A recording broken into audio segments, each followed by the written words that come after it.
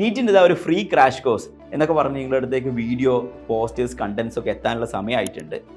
ഞാൻ ഈ സംസാരിക്കുന്നത് കഴിഞ്ഞ വർഷത്തെ അഡ്മിഷൻ ടെസ്റ്റിലിരിക്കുന്ന എൻ്റെ എക്സ്പീരിയൻസ് ബേസ് ചെയ്തിട്ടാണ്.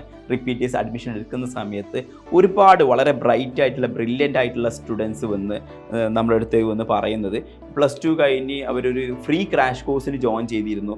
അതിൽ അവർക്ക് വേണ്ട രൂപത്തിലുള്ള ഇൻസ്ട്രക്ഷൻസോ കാര്യങ്ങളോ കിട്ടിയില്ല. വളരെ സ്പെസിഫിക്കലി പറയുകയാണെങ്കിൽ കോഴിക്കോട് തന്നെ വളരെ ആക്റ്റീവായിട്ട് ഓൺലൈൻ പഠിപ്പിക്കുന്ന ഒരു ഇൻസ്റ്റിറ്റ്യൂട്ടും അല്ലെങ്കിൽ കുറച്ച് വർഷമായിട്ട് ഓൺലൈൻ ഓഫ്ലൈനായിട്ട് നിൽക്കുന്ന ഒരു സ്ഥാപനമൊക്കെ അവരെ ആനിവേഴ്സറി ഓഫർ എന്നുള്ള രൂപത്തിലൊക്കെ കുറേ കുട്ടികളെ ഫ്രീ ആയിട്ട് അഡ്മിറ്റ് ചെയ്തിരുന്നു.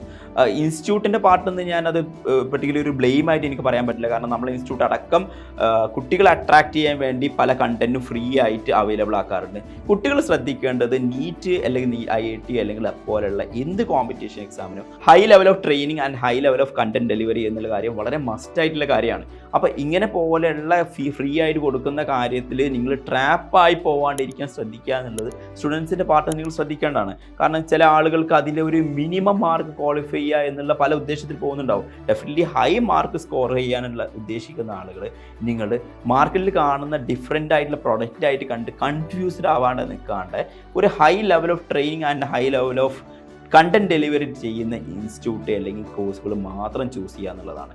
അതിൽ ചൂസ് ചെയ്ത ആളുകൾ, ക്രാഷ് കോഴ്സിനൊക്കെ പോയിട്ടുള്ള ആളുകളെ വീണ്ടും അപ്രീഷിയേറ്റ് ചെയ്യാൻ പറ്റും. കാരണം ക്രാഷ് ഒന്നും ചെയ്യാണ്ട് ഇരുന്ന് അതിൻ്റെ ടേസ്റ്റ് എന്താ മനസ്സിലാക്കാണ്ട് നേരെ റിപ്പീറ്റിങ്ങിന് ഇറങ്ങിയ ഒരുപാട് സ്റ്റുഡൻസ് ഉണ്ട്. ഞാൻ പറയുകയാണെങ്കിൽ ഓൺലൈനിൽ, യൂട്യൂബിലും ടി വിയിലും കാണുന്ന അഡ്വർടൈസ്മെൻറ്റ് കണ്ട് ഇത് എല്ലാവർക്കും ഒരേപോലെ ചെയ്യാൻ പറ്റുന്ന 10ാം ക്ലാസ് പഠിക്കുന്ന ലാഘവത്തോടുകൂടിയോ +2 പഠിക്കുന്ന ലാഘവത്തോടുകൂടിയോ ചെയ്യേണ്ട ഒരു കോഴ്സായി തെറ്റിദ്ധരിച്ചുകൊണ്ട് വന്നിട്ടുള്ള ഒരുപാട് പേരുണ്ട്. ഇപ്പം ഞാൻ കഴിഞ്ഞ ദിവസം ഹോസ്പിറ്റലിൽ ഡ്യൂട്ടി എടുക്കുന്ന സമയത്ത് വളരെ സ്ട്രെസ്ഡ് ആയിട്ടുള്ള ഒരുപാട് പിള്ളേർ, ആഗ്രഹം കൊണ്ട് പഠിക്കാൻ ഇറങ്ങിയ പിള്ളേരാണ്. പക്ഷേ നൈറ്റ് ആകുമ്പോഴേക്ക് അല്ലെങ്കിൽ എക്സാമിൻ്റെ തലേ ദിവസം സ്ട്രെസ്ഫുള്ളായിട്ട് ഹോസ്പിറ്റലിൽ അഡ്മിറ്റ് ആവുകയാണ്. ഞാൻ എമർജൻസിയിൽ ഡ്യൂട്ടി എടുക്കുന്ന ഒരു ഡോക്ടറാണ്, എമർജൻസി ഫിസിഷ്യനാണ്. അപ്പോൾ ഈ സമയത്ത് എനിക്ക് കൂടുതൽ ഇങ്ങനെയുള്ള കേസുകൾ, ഹോസ്റ്റലിൽ നിന്ന് കുട്ടികൾ വരുന്ന കേസുകൾ ഒരുപാട് വരുന്നത് ഞാൻ കണ്ടിട്ടുണ്ട്.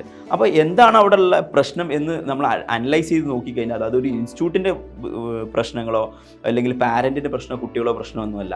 ആ കുട്ടി നേരത്തെ തന്നെ ഇങ്ങനെ ഒരു കോമ്പറ്റീഷൻ എക്സാം ഇത്ര ഡിഫിക്കൽട്ടോട് കൂടി ട്രെയിൻ ചെയ്ത് എത്തേണ്ട കാര്യമാണെന്ന് ആൻറ്റിസിപ്പേറ്റ് ചെയ്യുക, മനസ്സിലാക്കുക ചെയ്യാണ്ടാണ് ഈ കാര്യത്തിലേക്ക് ഇറങ്ങുന്നത്.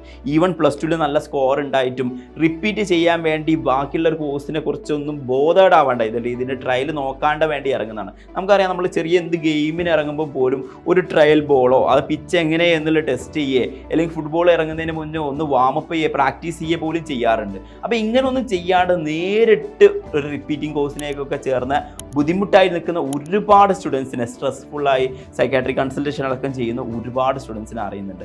അപ്പോൾ നിങ്ങൾ ഈ +2 പഠിക്കുന്ന സ്റ്റുഡൻസിനോട് എനിക്ക് പറയാനുള്ളത്, നിങ്ങൾ വളരെ റിലാക്സ്ഡ് ആയിട്ടുള്ള ഫ്രീ കിട്ടുന്ന കണ്ടന്റ് ഒന്നും അധികം ഇല്ലാത്ത, ട്രെയിനിങ് ഇല്ലാത്ത കാര്യത്തിലേക്ക് പിന്നാലെ പോവാണ്ട് കുറച്ചുകൂടി ഹയർ ഓറിയൻറ്റഡ് ആയിട്ടുള്ള കോഴ്സിലേക്ക് ജോയിൻ ചെയ്യുക എന്നുള്ളതാണ് നിങ്ങൾ ചെയ്യാനുള്ളത്. അപ്പോൾ നിങ്ങൾ ക്രാഷ് അല്ലെങ്കിൽ നീറ്റ് നിങ്ങൾ താല്പര്യമുള്ള സ്റ്റുഡൻസ് ആണെങ്കിൽ ഞാൻ നെക്സ്റ്റ് ഇയറിലേക്ക് അത് നോക്കിക്കോളാം എന്നുള്ള രൂപത്തിലേക്ക് മാറ്റി വെക്കേണ്ട ഒരു കാര്യമല്ല. അത് നമുക്കറിയാം, ക്രിക്കറ്റ് കളിക്കുന്നതിൻ്റെ മുന്നേ നമ്മളൊരു ബോൾ ഫേസ് ചെയ്യുന്നത് പോലെ എല്ലാ ഒരുക്കത്തോടു കൂടി നീറ്റ് അറ്റൻഡ് ചെയ്യുക, അതിന് വേണ്ടിയുള്ള കോച്ചിങ് നടത്തുക എന്നുള്ളത് നിങ്ങൾ മസ്റ്റായി നിങ്ങൾ ചെയ്തിരിക്കേണ്ട കാര്യമാണ്. അത് ഈ വർഷം നിങ്ങൾക്ക് നീറ്റ് അറ്റൻഡ് ചെയ്യാൻ മാത്രം വേണ്ടിയിട്ടല്ല, നെക്സ്റ്റ് ഇയറിലേക്ക് വളരെ എക്സലായി തുടക്കം മുതൽ തന്നെ പെർഫോം ചെയ്യണമെന്നുണ്ടെങ്കിൽ അതേ രൂപത്തിലൊരു ട്രെയിനിങ് അല്ലെങ്കിൽ അതേ രൂപത്തിലൊരു കോച്ചിങ് അല്ലെങ്കിൽ അതേ രൂപത്തിലുള്ള പ്രിപ്പറേഷൻ നിങ്ങളെ സൈഡിൽ നിന്ന് ഉണ്ടാവണം എന്നുള്ളതാണ്. അല്ലെങ്കിൽ ഞാൻ നേരത്തെ പറഞ്ഞതുപോലെ നൈറ്റ് സ്ട്രെസ്ഫുള്ളായിട്ട് ഹോസ്പിറ്റലിലേക്ക് പോകുന്ന രൂപം, ഇതെനിക്ക് പറ്റൂല എന്ന് തോന്നുന്ന രൂപമൊക്കെ ഉണ്ടായിരിക്കും. അത് ഈ വർഷം തന്നെ ഈ പറഞ്ഞിരിക്കുന്ന പ്രശ്നത്തിലൂടെയൊക്കെ എല്ലാവരും കടന്നു പോകുന്നതാണ്. അത് ഈ വർഷം തന്നെ നിങ്ങൾ തീർക്കേണ്ടതാണ്. അങ്ങനെ തീർന്നു കഴിഞ്ഞാലേ നിങ്ങൾക്ക് നെക്സ്റ്റ് ഇയറിൽ റിപ്പീറ്റ് ചെയ്യാനുള്ള ആളുകളാണെങ്കിൽ നിങ്ങൾ എക്സൽ ചെയ്ത് പോകാൻ പറ്റുള്ളൂ. ഇനി ഒരു നീറ്റ് ക്രാഷ് കോഴ്സിന് എന്താണ് ചെയ്യേണ്ടതെന്ന് വെച്ച് കഴിഞ്ഞാൽ നിങ്ങൾക്ക് +2 ഇപ്പോഴത്തെ കണ്ടന്റ് അടിപൊളിയായിട്ട് പഠിക്കുക, അത് നൈറ്റ് ഓറിയൻറ്റഡ് ആയി ചെയ്യുക എന്നുള്ളതാണ്. അത് കഴിഞ്ഞ ഉടനെ +1 ബാക്കി കണ്ടന്റ് കവർ ചെയ്യുക, നിങ്ങൾ എക്സാം നന്നായി അറ്റൻഡ് ചെയ്യുക, അത് നിങ്ങൾക്ക് പറ്റുന്നതിൻ്റെ ഏറ്റവും മോസ്റ്റ്ലി ട്രൈ ചെയ്യുക. അത് +2 എക്സാമിൻ്റെ എക്സ്ക്യൂസ് പറഞ്ഞ് മാറി നിൽക്കേണ്ട ഒരു കാര്യമല്ല. നിങ്ങൾക്ക് ചിലപ്പോൾ +2 കൂടെ ചെയ്യാൻ പറ്റുന്നില്ല ഉണ്ടായിരിക്കും, കാരണം അതിൻ്റെ മുന്നുള്ള നിങ്ങൾക്ക് ട്രെയിനിങ് അതേ രൂപത്തിൽ കിട്ടിയിട്ടുണ്ടായിരിക്കില്ല എന്നുള്ളതാണ്. +2 കൂടെ തന്നെ ചെയ്യേണ്ട ഒരു കോഴ്സാണ്, അതിൻ്റെ കൂടെ തന്നെ ട്രെയിൻ ചെയ്യേണ്ട, ഈവൻ അത് ഡിഫിക്കൽട്ട് ആണെങ്കിലും ഞാൻ അതിൻ്റെ കൂടെ ചെയ്യേണ്ട ഒരു കണ്ടന്റ് ആണ് എന്ന് നിങ്ങൾ മനസ്സിലാക്കിക്കൊണ്ട് ഇപ്പോഴേ അതിന് പ്രിപ്പയർ ചെയ്ത് മുന്നോട്ട് ഇറങ്ങുക എന്നുള്ളതാണ്. അപ്പോൾ എല്ലാവരും ഉഷാറായിട്ട് ഹാർഡ് വർക്ക് ചെയ്യുക. All the very best.